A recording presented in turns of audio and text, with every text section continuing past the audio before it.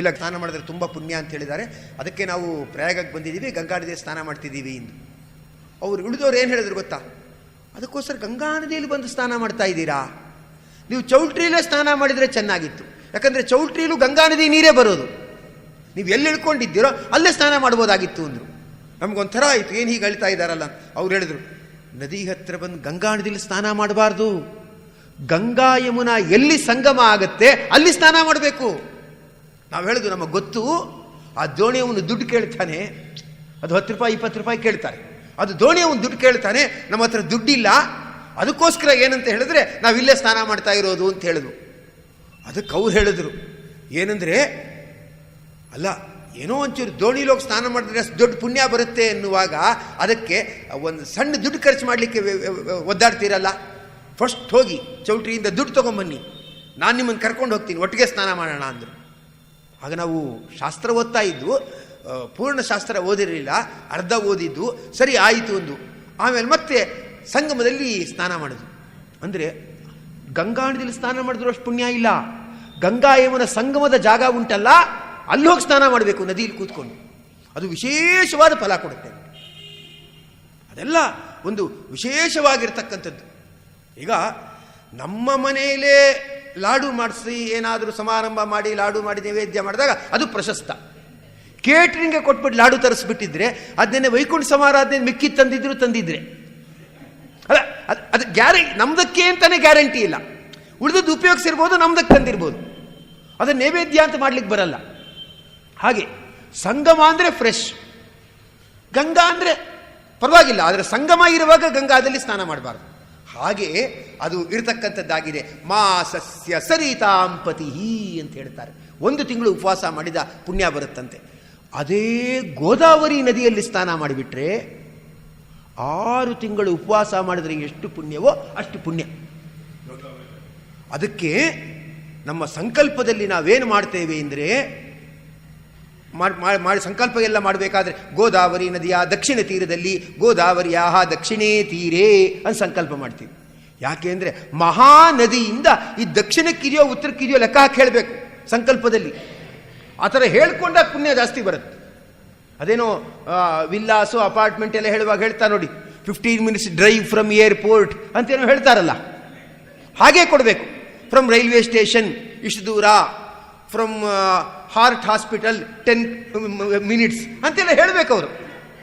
ಹಂಗಾರ್ ಸರಿ ಅಂದ್ಬಿಟ್ಟು ಏನು ಮಾಡ್ತಾರೆ, ಅದನ್ನು ತಗೊಳ್ತಾರೆ. ಆ ಥರ ನಮ್ಮ ಸಂಕಲ್ಪದಲ್ಲಿ ಏನಿದೆ ಅಂದರೆ ಗೋದಾವರಿ ನದಿಯಿಂದ ಎಷ್ಟು ದೂರ ಇದೆ ಅಂತ ಹೇಳಬೇಕು. ಎರಡೇ, ಗಂಗಾಯಿಂದ ಅಥವಾ ಗೋದಾವರಿಯಿಂದ, ಇದೆರಡೇ ಕೌಂಟ್ ಆಗೋದು, ಬೇರೆದು ಕೌಂಟ್ ಆಗಲ್ಲ. ಅದಕ್ಕೆ ಗೋದಾವರಿಯ ದಕ್ಷಿಣೇ ತೀರೇ ಅಂತಾನೆ ಸಂಕಲ್ಪ ಮಾಡ್ತೀವಿ. ಅಂದರೆ ಗೋದಾವರಿ ನದಿಯಲ್ಲಿ ಸ್ನಾನ ಮಾಡಿಬಿಟ್ರೆ 6 ತಿಂಗಳು ಉಪವಾಸ ಮಾಡಿದರೆ ಎಷ್ಟು ಪುಣ್ಯನೋ ಅಷ್ಟು ಪುಣ್ಯ. ಅದೇ ಗಂಗಾ ನದಿಯಲ್ಲಿ ಸ್ನಾನ ಮಾಡಿಬಿಟ್ರೆ 12 ವರ್ಷ ಉಪವಾಸ ಮಾಡಿದರೆ ಎಷ್ಟು ಪುಣ್ಯವೋ ಅಷ್ಟು ಪುಣ್ಯ.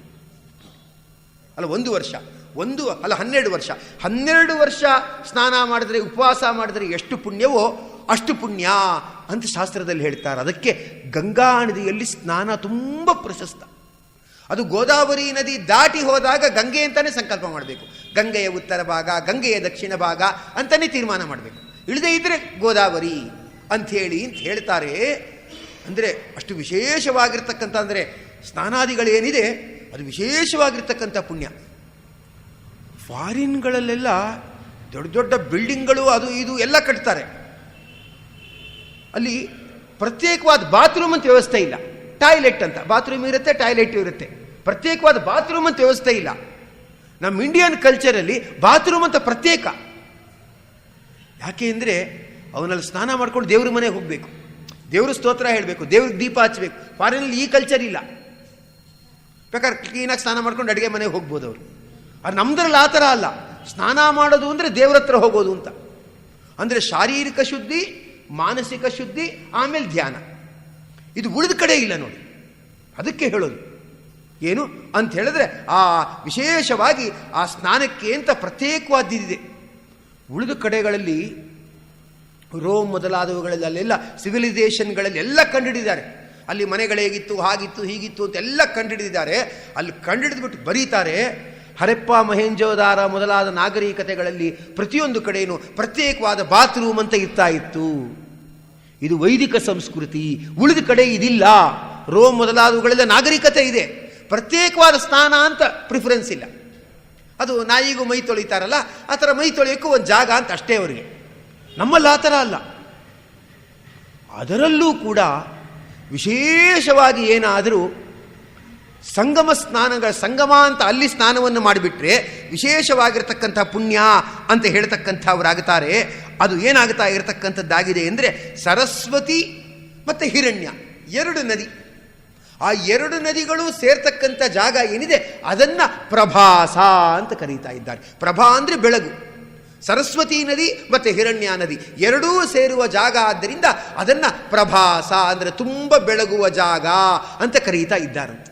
ಅದು ಮೊದಲೆಲ್ಲ ಏನೋ ಸರಸ್ವತಿ ಸರಸ್ವತಿ ಅಂತ ಹೇಳ್ತಾರೆ, ಅದು ಗುಪ್ತಗಾಮಿನಿ, ಅದು ಇದೆ ಅಂತ ಹೇಳ್ತಾರೆ, ಇದೆಯೋ ಇಲ್ವೋ ಅಂತೆಲ್ಲ ಹೇಳ್ತಾ ಇದ್ರು.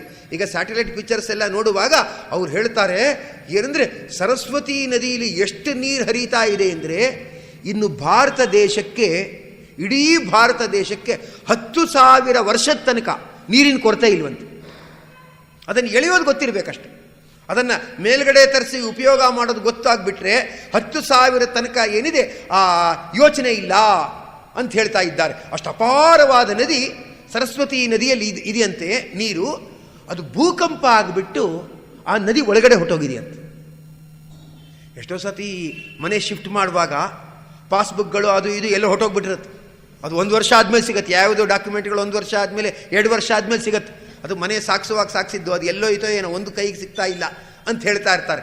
ಅದು ಒಂದು ಸಣ್ಣ ಭೂಕಂಪ ಅಲ್ಲ, ವಸ್ತುಗಳು ಶಿಫ್ಟ್ ಆಗಿದ್ದಕ್ಕೆ ಇಷ್ಟಾಗುವಾಗ ಭೂಕಂಪ ಆಗಿಬಿಟ್ರೆ ಕೇಳಬೇಕಾ? ನದಿ ಒಳಗಡೆ ಹೊಟ್ಟೋಗಿದೆ. ಮೇಲ್ ಹರಿತಾ ಇದ್ದ ಸರಸ್ವತಿ ನದಿ ಭೂಮಿ ಒಳಗಡೆ ಹೊಟ್ಟೋಗಿದೆ. ಅದರ ಜಾಯ್ನಿಂಗ್ ಪಾಯಿಂಟ್ ಎಲ್ಲಿದೆ? ಪ್ರಭಾಸ ಕ್ಷೇತ್ರದಲ್ಲಿ. ಅದರಿಂದ ಸರಸ್ವತಿ ನದಿ ನಮಗೆ ಕಾಣಿಸಲ್ಲ, ಒಳಗಡೆ ಇದೆ. ಅದರಿಂದ ಸರಸ್ವತಿ ಮತ್ತು ಹಿರಣ್ಯ ಈ ನದಿಗಳು ಏನಿದೆ ಇದು ಪಶ್ಚಿಮ ಸಮುದ್ರವನ್ನು ಸೇರ್ತಕ್ಕಂಥ ಜಾಗವನ್ನೇ ಪ್ರಭಾಸ ಅಂತ ಕರೀತಾ ಇದ್ದಾರೆ. ಆದ್ದರಿಂದ ಅಲ್ಲಿ ತುಂಬ ವಿಶಿಷ್ಟವಾದ ಬೆಳಕಿದೆಯಂತೆ, ಫಳಫಳ ಅಂತ ಹೊಳೆಯುವ ಬೆಳಕು ಇರತಕ್ಕಂಥದ್ದಾಗಿದೆ. ಅದಕ್ಕದನ್ನು ಪ್ರಭಾಸ ಅಂತ ಕರೀತಾ ಇರತಕ್ಕಂಥವರಾಗಿದ್ದಾರೆ. ಸರಸ್ವತೀ ಹಿರಣ್ಯಾಭ್ಯಾಂ ಸಂಗೋ ಯತ್ರ ಅಪರಾಂಬುದೇ ಪ್ರಭಾಸಾಖ್ಯಂ ತದಾ ಭಾತಿ ಪ್ರಭಾ ಆಸ ಯಥೋ ಭುವಃ. ಅದನ್ನು ಪ್ರಭಾಸ ಅಂತ ಕರೀತಾ ಇರ್ತಕ್ಕಂಥವರಾಗುತ್ತಾರೆ ಅಂತ ಹೇಳಿ ಅದನ್ನು ಇಲ್ಲಿ ಹೇಳ್ತಕ್ಕಂಥವನಾಗಿದ್ದಾನೆ. ಅದಕ್ಕೆ ಕೃಷ್ಣ ಪರಮಾತ್ಮ ಏನು ಮಾಡ್ದ ಅಂದರೆ ತನ್ನ ಲಕ್ಷ ಲಕ್ಷ ಮಕ್ಕಳು, ಕುಟುಂಬದವರು, ದ್ವಾರಕೆಯಲ್ಲಿರುವವರು ಅವರೆಲ್ಲರನ್ನೂ ಕೂಡ ಏನು ಮಾಡ್ದ ಅಂದರೆ ಪ್ರಭಾಸ ಕ್ಷೇತ್ರಕ್ಕೆ ಕರ್ಕೊಂಡು ಹೋದ. ಯಾಕೆಂದರೆ ಶಾಸ್ತ್ರದ ರೂಲ್ಸ್ ಏನಿದೆ, ಯಾವುದೇ ದೊಡ್ಡ ತೀರ್ಥಕ್ಷೇತ್ರ ಇದ್ದರೂ ಆ ತೀರ್ಥಕ್ಷೇತ್ರದಲ್ಲಿ ಸಾಯಬಾರ್ದು ಅಂತ ರೂಲ್ಸ್ ಇದೆಯಂತೆ. ಯಾಕಂದರೆ ಅದೇ ತೀರ್ಥಕ್ಷೇತ್ರದಲ್ಲಿ ವಾಸ ಮಾಡ್ತಿರ್ತಾರಲ್ಲ ಅವ್ರಿಗೆ ಅದು ತೀರ್ಥಕ್ಷೇತ್ರ ಆಗಿರಲ್ಲ. ಎಷ್ಟೊತ್ತಿಗೆ ಕಾಫಿ ಸಿಗುತ್ತೆ, ಎಷ್ಟೊತ್ತಿಗೆ ತಿಂಡಿ ಸಿಗುತ್ತೆ, ಇದೆಲ್ಲ ಕ್ಲೀನಾಗಿ ಗೊತ್ತಿರುತ್ತೆ ಅವ್ರಿಗೆ. ಅದರಿಂದಲ್ಲಿ ಸ್ತೋತ್ರ, ಗೀತ್ರ, ಪಾರಾಯಣ, ಧ್ಯಾನ ಸಾಗಲ್ಲ. ಅದು ಯಾವಾಗ ಸಾಗುತ್ತೆ? ಬೇರೆ ತೀರ್ಥಕ್ಷೇತ್ರಕ್ಕೆ ಹೋದರೆ ಸಾಗುತ್ತೆ. ಈಗ ಯಾರೋ ದೊಡ್ಡ ಮೇಷ್ಟ್ರಿರ್ತಾರೆ ಅಂತ ಇಟ್ಕೊಳ್ಳೋಣ, ಅವ್ರ ಮಗನಿಗೆ ಅವ್ರ ಪಾಠ ಹೇಳಿಕೊಟ್ರೆ ಆಗಲ್ಲ. ಅವ್ರು ಬೇರೆ ಮಾಸ್ಟರ್ ಹತ್ರನೇ ಟ್ಯೂಷನ್ ಹೇಳಿಸ್ಬೇಕು. ಇವ್ರ ಹತ್ರ ಹೇಳ್ಕೊಡಕ್ಕೆ ಹೋದ್ರೆ ಫೇಲೇ ಆಗ್ತಾನೆ ಅವನು. ಇವಾಗ ಯಾಕೆ ಹೇಳ್ಕೊಡ್ತೀಯ, ಎಕ್ಸಾಮ್ ಹಿಂದಿನ ದಿವಸ ಹೇಳ್ಕೊಡೋದು ಸಾಕು ಅಂತಾನೆ ಅವ್ನು ಫೇಲೇ ಆಗ್ತಾನೆ. ಅದಕ್ಕೇನಾಗಬೇಕು? ಬೇರೆ ಮಾಸ್ಟರ್ ಹತ್ರ ಟ್ಯೂಷನ್ ಆಗಬೇಕು. ನಾವು ಇರುವ ತೀರ್ಥಕ್ಷೇತ್ರದಲ್ಲಿ ಸಾಯಬಾರ್ದು. ನಮಗೆ ಪರಿಚಯವಿಲ್ಲದ ಬೇರೆ ತೀರ್ಥಕ್ಷೇತ್ರಕ್ಕೆ ಹೋಗಿ ಅಲ್ಲಿ ಸಾಧನೆ ಮಾಡಿ ದೇಹ ಬಿಡಬೇಕು. ಎಷ್ಟೇ ದೊಡ್ಡ ತೀರ್ಥಕ್ಷೇತ್ರ ಆದರೂ ಅಲ್ಲಿ ಮರಣ ಆದರೆ ಪ್ರಯೋಜನ ಇಲ್ಲ. ಗೊತ್ತಿರುತ್ತೆ ಎಷ್ಟೊತ್ತಿಗೆ ಊಟ, ಎಷ್ಟೊತ್ತಿಗೆ ತಿಂಡಿ, ಎಷ್ಟೊತ್ತಿಗೆ ಇದು ಎಲ್ಲ ಗೊತ್ತಿರುತ್ತೆ. ಅಲ್ಲಿಗಲ್ಲಿಗೆ ಅಡ್ಜಸ್ಟ್ ಆಗಿಬಿಟ್ಟಿರ್ತಾರೆ. ಅಡ್ಜಸ್ಟ್ ಆಗಿಬಿಟ್ಟಾಗ ಅಲ್ಲಿ ಸಾಧನೆ ವಿಶೇಷವಾಗಿ ನಡೆಯಲ್ಲ. ಪರಿಚಯದವರೆಲ್ಲ ಇರ್ತಾರೆ, ಸುಮ್ಮನೆ ಮಾತಾಡಿಸ್ತಾ ಇರ್ತಾರೆ, ಸಾಧನೆ ಆಗಲ್ಲ. ಅದಕ್ಕೇನಾಗಬೇಕು? ನಮಗೆ ಗೊತ್ತಿಲ್ಲದ ಜಾಗದಲ್ಲಿ ಹೋಗಿ ಸಾಧನೆ ಮಾಡಬೇಕು ಅಂತಿದೆ. ಅದಕ್ಕೆ ಕೃಷ್ಣ ಪರಮಾತ್ಮ ತಾನೇ ಕಟ್ಟಿದ ತೀರ್ಥಕ್ಷೇತ್ರ ದ್ವಾರಕ. ಎಲ್ರಿಗೂ ಇವರೆಲ್ಲರೂ ಕೂಡ ಹೊಡೆದಾಡ್ಕೊಂಡು ಸಾಯಬೇಕು ಯಾದವರು ಅಂತ ತೀರ್ಮಾನ ಮಾಡಿಬಿಟ್ಟ. ಯಾಕೆಂದರೆ ಏನು ಶಾಸ್ತ್ರದ ನಿಯಮ ಇದೆ ಅಂದರೆ, ಯಾರಾದರೂ ವಂಶದಲ್ಲಿ ದೇವತೆಗಳು ಅವತಾರ ಮಾಡಿಬಿಟ್ರೆ 100 ತಲೆಮಾರಿನ ತನಕ ಅವ್ರ ವಂಶದಲ್ಲಿ ಆಸ್ತಿಕರು ಬರ್ತಾರಂತೆ. ಅದು ಗ್ಯಾರಂಟೀಡ್ ಅಂತ. ಯಾವುದಾದ್ರೂ ಒಬ್ಬ MLA ಆಗಿಬಿಟ್ರೆ 10 ತಲೆಮಾರ ತನಕ ಯೋಚನೆ ಇಲ್ಲ, ಪ್ರಾಪರ್ಟಿ ಮಾಡಿಟ್ಬಿಟ್ಟಿರ್ತಾನೆ. ಅಲ್ಲಿ ಸೈಟು, ಇಲ್ಲಿ ಸೈಟು ಅಂತೆಲ್ಲ ಮಾಡಿಟ್ಬಿಟ್ಟಿರ್ತಾನೆ. ಕೊಳೆಯುವಷ್ಟು ದುಡ್ಡಿದೆ ಬಿಡಿ ಅಂತಂತಾರೆ. ಹಾಗೆ ಯಾರಾದರೂ ವಂಶದಲ್ಲಿ ದೇವತೆಗಳು ಒಬ್ಬರು ಅವತಾರ ಮಾಡಿಬಿಟ್ರೆ 100 ತಲೆಮಾರು ತನಕ ನಾಸ್ತಿಕರು ಬರಲ್ಲ. ದೇವರನ್ನು ನಂಬದೇ ಇರೋರು, ಧರ್ಮವನ್ನು ನಂಬದೇ ಇರೋರು ಅಂತ ಅವ್ರು ಬರಲ್ಲ. 100 ತಲೆಮಾರು ತನಕ ಆಸ್ತಿಕರೇ ಬರ್ತಾ ಇದ್ರೆ ಕಲಿಯುಗ ಸ್ಟಾರ್ಟೇ ಆಗಲ್ಲ. ಕಲಿಯುಗ ಸ್ಟಾರ್ಟ್ ಆಗಬೇಕಾದ್ರೆ 100 ತಲೆಮಾರು ತನಕ ಆಸ್ತಿಕರು ಬರಬಾರ್ದು. 100 ತಲೆಮಾರು ತನಕ ಆಸ್ತಿಕರು ಬರಬಾರ್ದು ಅಂದರೆ ಇರೋರೆಲ್ಲ ಅವರವರೇ ಹೊಡೆದಾಡ್ಕೊಂಡು ಸಾಯಬೇಕು. ಆಗ ಕಲಿಯುಗ ಬರಕ್ಕೆ ಕರೆಕ್ಟ್ ಆಗುತ್ತೆ. ಇಲ್ಲದ್ರೆ ಕಲಿಯುಗ ಬರಕ್ಕೆ ಸರಿಯಾಗಲ್ಲ. ಅದಕ್ಕೆ ಅವರು ಸಾಯಬೇಕು. ಬೇರೆಯವರಿಂದ ಸತ್ತರೆ ಅವಮಾನ. ಅದು ಕೃಷ್ಣನ ವಂಶದವರು ಯಾರೋ ಬೇರೆಯವರಿಂದ ಹೊಡೆದಾಡಿ ಸತ್ತರು ಅಂದರೆ ಅವಮಾನ. ಅವರವರೇ ಹೊಡೆದಾಡ್ಕೊಂಡು ಸತ್ತರೆ ಏನೂ ಅವಮಾನ ಅಲ್ಲ. ಅದಕ್ಕೆ ಭಗವಂತ ಏನು ಮಾಡ್ದ ಅಂದರೆ, ನೀವೆಲ್ಲ ದ್ವಾರಕಾ ಕ್ಷೇತ್ರದಲ್ಲಿ ಇರಬೇಡಿ, ಬನ್ನಿ ಪ್ರಭಾಸ ಕ್ಷೇತ್ರಕ್ಕೆ ಅಂತ ಅವರೆಲ್ಲ ದ್ವಾರಕಾ ಬಿಡಿಸಿ ಪ್ರಭಾಸ ಕ್ಷೇತ್ರಕ್ಕೆ ಕರ್ಕೊಂಡು ಹೋದ. ಕಾಶಿಯಲ್ಲಿ ಒಬ್ಬರು ಟೊಣಪೆ ಗೋಪಾಲಾಚಾರ ಅಂತ ಇದ್ದರು. ಅಲ್ಲಿ ಎಲ್ಲರ ಶ್ರಾದ್ದಾದಿಗಳನ್ನೆಲ್ಲ ವಿಶೇಷವಾಗಿ ಮಾಡಿಸ್ತಾ ಇದ್ದರು. ಟೊಣಪೆ ಗೋಪಾಲಾಚಾರ ಅಂತ ತುಂಬ ಅವರು ಶ್ರಾದ್ದಾದಿಗಳಿಗೆ ದುಡ್ಡಿಸ್ಕೋತಾ ಇರಲಿಲ್ಲ. ಶ್ರಾದ್ದ ಎಲ್ಲ ಆದಮೇಲೆ ಎಷ್ಟು ದುಡ್ಡು ಕೊಡಬೇಕಂದ್ರೆ ಆ ಹುಂಡಿಲಿ ನಿಮ್ಗೆ ಎಷ್ಟು ತೋಟತ್ತೋ ಅಷ್ಟು ಹಾಕಿ ಅನ್ನೋರು. ಆ ಥರದವ್ರು ತುಂಬ ಅಪರೂಪ. ಅವರೊಬ್ಬರು ಹಾಗಿದ್ದರು. ಅವರಿಡೀ ಜೀವನ ಏನೇ ಸಂದರ್ಭ ಬಂದರೂ ಕೂಡ ಕಾಶಿ ಬಿಟ್ಟು ಹೋಗ್ತಿರಲಿಲ್ಲ. ಯಾಕೆ ಅಂದರೆ, ನಾವು ಕಾಶಿಯಲ್ಲಿ ಸತ್ತರೆ ರುದ್ರದೇವರು ಬಂದು ನಮ್ಮ ಕಿವಿಲಿ ರಾಮಮಂತ್ರ ಹೇಳ್ತಾರೆ, ರಾಮಮಂತ್ರ ಹೇಳಿದ್ರೆ ಅದರಿಂದ ಮೋಕ್ಷ ಪ್ರಾಪ್ತಿ ಆಗತ್ತೆ ಅಂದ್ಬಿಟ್ಟು ಸಾಯುವ ತನಕ ಕಾಶಿಲೇ ಇದ್ದರು. ಆ ಬೌಂಡ್ರಿ ಬಿಟ್ಟು ಹೊರಗಡೆ ಬರ್ತಿರಲಿಲ್ಲ ಅಂತ. ಆದರೆ ಅವರು ಆ ಥರ ಇದ್ದರು. ಅಂದರೆ ಶ್ರಾದ್ದಾದಿಗಳೆಲ್ಲ ಮಾಡಿಸ್ಕೊಂಡು ದುಡ್ಡಿಸ್ಕೊಳ್ಳಿ ಆ ಥರ ಇದ್ದರು. ಆ ಥರದವ್ರು ಇನ್ಯಾರೂ ಸಿಗೋಕ್ಕೆ ಸಾಧ್ಯ ಇಲ್ಲ. ತೀರ್ಥಕ್ಷೇತ್ರಗಳಲ್ಲಿ ಕಷ್ಟನೇ. ಅದಕ್ಕೆ ಇರೋ ತೀರ್ಥಕ್ಷೇತ್ರ ಬಿಟ್ಟು ಬೇರೆ ತೀರ್ಥಕ್ಷೇತ್ರಕ್ಕೆ ಹೋಗಿ ಅಲ್ಲಿ ದಾನ ಮೊದಲಾದವುಗಳನ್ನು, ಧರ್ಮ, ಸ್ನಾನ ಇವುಗಳನ್ನೆಲ್ಲ ಮಾಡಿ ದೇಹ ಬಿಡಬೇಕು. ಬಿಟ್ಟರೆ ಸದ್ಗತಿ, ಇಲ್ಲದೇ ಇದ್ರಿಲ್ಲ ಅಂತ. ಅದಕ್ಕೋಸ್ಕರ ಏನಂತ ಹೇಳಿದ್ರೆ, ಕೃಷ್ಣ ಪರಮಾತ್ಮ ಎಲ್ಲ ಯಾದವರನ್ನು ಕರ್ಕೊಂಡು ಪ್ರಭಾಸ ಕ್ಷೇತ್ರಕ್ಕೆ ಬಂದು ಏನು ಮಾಡ್ದ, ಅವರವರೇ ಹೊಡೆದಾಡ್ಕೊಳ್ಳೋ ಹಾಗೆ ಮಾಡಿ ಏನು ಮಾಡ್ದ ಅಂದರೆ ಅವರ ಅಂತ್ಯವನ್ನು ಕಾಣಿಸ್ತಾ ಇರತಕ್ಕಂಥವನಾಗುತ್ತಾನೆ. ಅಂದರೆ ಪ್ರಭಾಸ ಕ್ಷೇತ್ರ ಏನಿದೆ ಅದು ಅಷ್ಟು ಪರಮ ಪವಿತ್ರವಾದ ಕ್ಷೇತ್ರ, ದ್ವಾರಕಾಗಿಂತ ಶ್ರೇಷ್ಠವಾದ ಕ್ಷೇತ್ರ. ಪ್ರಭಾಸಾಖ್ಯಂ ತದಾಭಾಸಿ ಪ್ರಭಾಸ ಯಥೋ ಭುವಃ ಅಂಥೇಳಿ ಅದನ್ನು ಹೇಳ್ತಕ್ಕಂಥವರಾಗುತ್ತಾರೆ. ಅದಕ್ಕೆ ಏನಂದರೆ ಪುಷ್ಕರ ಮತ್ತು ಪ್ರಭಾಸ ಇದು ಎರಡು ತುಂಬ ಶ್ರೇಷ್ಠತಮವಾಗಿರ್ತಕ್ಕಂಥದ್ದಾಗಿದೆ ಅಂಥೇಳಿ ತಿಳಿಸ್ತಾ ಇರ್ತಕ್ಕಂಥವರಾಗಿದ್ದಾರೆ. ಅದಕ್ಕೆ ಕೃಷ್ಣ ಪರಮಾತ್ಮ ಏನು ಮಾಡ್ದ ಅಂದರೆ, ನಾನು ಈ ದೇಹ ಬಿಡಬೇಕು, ನನ್ನ ಅವತಾರವನ್ನು ನಾನು ಮುಗಿಸ್ಬೇಕು. ನನ್ನ ಅವತಾರ ಮುಗಿಸು ಅಂದರೆ ಭಗವಂತನ ದೇಹಕ್ಕೆ ನಾಶ ಇಲ್ಲ, ಅವನು ನಿತ್ಯ, ಅವನ ದೇಹವೂ ನಿತ್ಯ. ಆದರೆ ನೀವು ಪ್ರಭಾಸ ಕ್ಷೇತ್ರಕ್ಕೆ ಹೋದರೆ ಕೃಷ್ಣನನ್ನು ಸುಟ್ಟಿರುವ ಜಾಗ ಅಂತ ತೋರಿಸ್ತಾರೆ. ಇಲ್ಲೇ ನೋಡಿ ಕೃಷ್ಣ ಪರಮಾತ್ಮನ ದೇಹ ಸುಟ್ಟಿರೋದು ಅಂತ ತೋರಿಸ್ತಾರೆ. ತಪ್ಪು ಕಲ್ಪನೆ, ಅದು ತಪ್ಪು ಕಲ್ಪನೆ. ಯಾಕಂದರೆ ಭಗವಂತನ ದೇಹನ ಸುಡಕ್ಕೆ ಯಾರ ಕೈಲೂ ಸಾಧ್ಯ. ಕಲ್ಲು ಬಂಡೆನೇ ಎಷ್ಟು ಸುಡಕ್ಕಾಗಲ್ಲ, ಪುಡಿ ಪುಡಿ ಮಾಡ್ಬೋದಷ್ಟೇ, ಸುಡಕ್ಕಾಗಲ್ಲ. ಭಗವಂತನ ದೇಹ ಅಪ್ರಾಕೃತವಾದ್ದು, ಅದನ್ನು ಸುಡ್ಲಿಕ್ಕಾಗಲ್ಲ. ಅವನು ಬೇರೆ ಅಲ್ಲ, ಅವನ ದೇಹ ಬೇರೆ ಅಲ್ಲ. ಅದಕ್ಕೆ ಭಗವಂತ ಏನು ಮಾಡಿಬಿಟ್ಟ ಅಂದರೆ, ತನ್ನಂತೆ ಇರುವ ಕೃತಕವಾದ ದೇಹವನ್ನು ಸೃಷ್ಟಿ ಮಾಡಿಬಿಟ್ಟ. ಜನ ಅದನ್ನು ಸುಟ್ಟರು. ಅವನು ನಿಜವಾದ ದೇಹ ಸುಡ್ಲಿಕ್ಕೆ ಸಾಧ್ಯ ಇಲ್ಲ, ಅವನ ಜೊತೆಯೇ ಅದನ್ನು ತೆಗೆದುಕೊಂಡು ಹೋಗಿದ್ದಾನೆ ಅಂತೂ ಅಲ್ಲಿ ತೋರಿಸ್ತಾರೆ. ನೋಡಿ, ಇಲ್ಲಿ ಕೃಷ್ಣನ ದೇಹ ಸುಟ್ಟಿರೋದು ತೋರಿಸ್ತಾರೆ. ನಾವು ಅನ್ಕೋಬೇಕು ಕೃತಕವಾದ ದೇಹ, ಇದು ಭಗವಂತನ ದೇಹ ಅಲ್ಲ ಅಂತ. ಅಂತೂ ಅಲ್ಲಿಗೆ ಬಂದು ಏನು ಮಾಡಿದ್ದಾನೆ, ಕಾಯ್ತಾ ಇದ್ದು ಜರ ಅನ್ನೋ ಬೇಡ ಏನು ಮಾಡ್ತಾನೆ, ಆ ಕೃಷ್ಣ ಮರದ ಮೇಲೆ ಕಾಲಿಟ್ಟು ಕುಳಿತುಕೊಂಡಿರುವಾಗ ಅವನ ಬುಡಕ್ಕೆ ಯಾವುದೋ ಪಕ್ಷಿ ಅಂತ ತಿಳ್ಕೊಂಡು ಬಾಣವನ್ನು ಬಿಡ್ತಾನೆ. ಅದೇ ನೆಪ ಮಾಡಿಕೊಂಡು ಕೃಷ್ಣ ಕೃತಕ ದೇಹವನ್ನು ಬಿಟ್ಟು ತನ್ನ ಚಿನ್ಮಯವಾದ ದೇಹವನ್ನು ವೈಕುಂಠಕ್ಕೆ ತೆಗೆದುಕೊಂಡು ಹೋಗ್ತಾ ಇದ್ದಾನೆ ಅಂತ ಹೇಳ್ತಾರೆ. ಅಂದರೆ ಕೃಷ್ಣ ಪರಮಾತ್ಮನೂ ದೇಹತ್ಯಾಗ ಮಾಡಿದ ರೀತಿಯಲ್ಲಿ ಇರುವ ಶ್ರೇಷ್ಠವಾದ ತೀರ್ಥಕ್ಷೇತ್ರವೇ ಪ್ರಭಾಸ. ಅಂದ ಮೇಲೆ ಅಲ್ಲಿ ವಿಶೇಷವಾಗಿ ಸ್ನಾನ, ಧ್ಯಾನ ಮೊದಲಾದವುಗಳೇನಿದೆ ಅದನ್ನು ಮಾಡ್ತಾ ಇರತಕ್ಕಂಥದ್ದಾಗಬೇಕು ಅಂಥೇಳಿ ಅದನ್ನು ಇಲ್ಲಿ ತಿಳಿಸಿ ಹೇಳ್ತಕ್ಕಂಥವರಾಗಿದ್ದಾರೆ. ಅದಕ್ಕೆ ಭಾಗವತದಲ್ಲೇ ಹೇಳ್ತಾರೆ, ಯಸ್ಯಾತ್ಮಯೋಗಚರಿತಂ ನ ವಿದುರ್ವಿರಿಂಚ ರುದ್ರಾದಯ ಅಸ್ಯ ತನಯಾಃ ಪತಯೋಗಿರಾಮ್ಯೆ ತ್ವನ್ಮಾಯಯ ವಿಹಿತ ದೃಷ್ಟಯ ಏತದಂಜಃ ಕಿಂ ತಸ್ಯತೆ ವಯಂ ಅಸದ್ಗತಯೋ ಗೃಣೀಮ. ಹೀಗೆ ಅದನ್ನು ಅಲ್ಲಿ ಹೇಳ್ತಾ ಇರತಕ್ಕಂಥವರಾಗಿದ್ದಾರೆ. ಹೀಗೆ ಅಲ್ಲೇ ಬಾಣತೀರ್ಥ ಬಾಣತೀರ್ಥ ಅಂತ ಹೇಳ್ತಕ್ಕಂಥವ್ರಾಗುತ್ತಾರೆ. ಬಾಣತೀರ್ಥ ಅಂದರೆ ಅವನ ಕಾಲಿಗೆ ಬಾಣ ಸಿಕ್ಕಾಕೋತಲ್ಲ, ಸಿಕ್ಕಾಕೊಂಡಾಗ ಭಗವಂತ ಏನು ಮಾಡ್ದ, ಆ ಬಾಣವನ್ನು ತೆಗೆದುಬಿಟ್ಟು ಎಸ್ನಂತೆ. ನಮ್ಮ ಕಾಲಿಗೆ ಮುಳ್ಗಿಲ್ ಚುಚ್ಚಾಕೊಂಡ್ರೆ ಆ ಮುಳ್ಳನ್ನು ತೆಗೆದುಬಿಟ್ಟು ಎಸಿ ಅಲ್ವಾ? ಆ ಥರ ಅವನ ಕಾಲಿಗೆ ಏನು ಅಪ್ರಾಕೃತವಾಗಿ ಇರತಕ್ಕಂಥ ಅವನ ಶರೀರ, ಅವನೇನು ಕೃತಕ ದೇಹವನ್ನು ಸೃಷ್ಟಿ ಮಾಡ್ದ, ಅದಕ್ಕೆ ಏನು ಬಾಣ ಚುಚ್ಚುಕೋತು, ಅದನ್ನು ತನ್ನ ಕೈಯಿಂದ ಹೀಗೆ ಎಸ್ದಂತೆ. ಆ ಎಸ್ತಿದ್ದಕ್ಕೆ ಅಲ್ಲೊಂದು ತೀರ್ಥಕ್ಷೇತ್ರ ಆಯಿತು, ನೀರು ಬರುವ ಜಾಗ ಆಗ್ತಕ್ಕಂಥದ್ದಾಯಿತು. ಅದನ್ನು ಬಾಣಗಂಗಾ ಅಂತ ಕರೀತಾ ಇದ್ದಾರೆ. ಬಾಣಪ್ರಯೋಗ ಸಂಜಾತ ಬಾಣಗಂಗಾ ವಿಭಾತಿಸ, ಅದನ್ನು ಬಾಣಗಂಗಾ ಅಂತ ಕರೀತಾ ಇರತಕ್ಕಂಥವರಾಗಿದ್ದಾರೆ. ಅದು ಕೃಷ್ಣ ಹೀಗೆ ಮೇಲ್ಮುಖವಾಗಿ ಹಿಂಗೆ ಎಸ್ನಂತೆ ಅದು ನೆಲದಲ್ಲಿ ಬಿದ್ದು ನೀರು ಮೇಲ್ಗಡೆ ಚಿಮ್ಮಿದೆ.